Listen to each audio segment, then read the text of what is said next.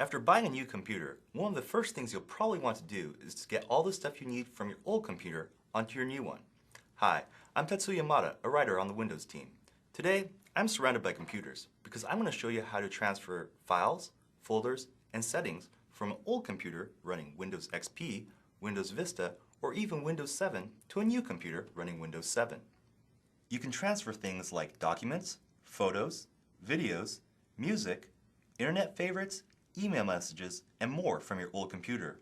About the only thing you can't transfer are programs. Before you start a transfer, you need to do a few things to get ready. First, log on to both computers as an administrator. Next, install Windows Easy Transfer on your old computer. To do this, you can go to your new computer and use Windows Easy Transfer to guide you through the process, or you can download it from the Microsoft website.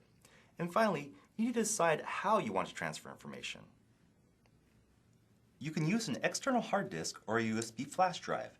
Just make sure that the disk or drive is big enough to store the information you want to transfer. Or, if the computers are close together, you can use a special USB cable called an Easy Transfer cable. You can order this cable online or from your computer manufacturer or purchase one at a computer store. If both computers are on a network and can access the same folder, you can transfer files across a network. Okay, now that we've taken a look at how to get ready for a transfer, I'm going to show you how to use this external hard disk to transfer information from this old computer running Windows Vista to this new computer running Windows 7. First, I start Windows Easy Transfer on both computers. Then, I go to my new computer and select the method of transfer, in my case, an external hard disk. I then click This is my new computer and answer a few questions. At this point, I need to go to my old computer and attach the external hard disk. I select the same method of transfer and click This is my old computer. Windows Easy Transfer scans the computer and automatically selects all of the user accounts, file types, and program settings it can transfer over. Now I can make changes if I want to. My wife won't be using this new computer, so I don't need to transfer her user account.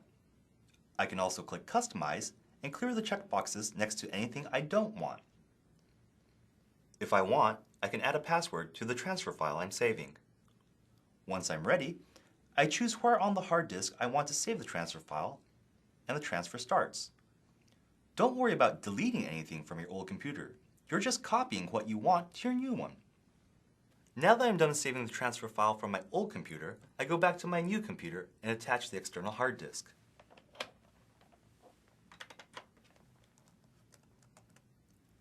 I continue where I left off in Windows Easy Transfer. Open the transfer file I saved on the external hard disk, and then click Transfer. Once it's finished, I can see exactly what I transferred and also see a list of programs that I might want to install on my new computer. And that's it. I'm done transferring what I wanted from my old computer. Depending on the method of transfer you choose, the steps you see might be a little different than what we saw here. But Windows Easy Transfer will help guide you through the process of getting the files and settings you need from your old computer to your new computer running Windows 7.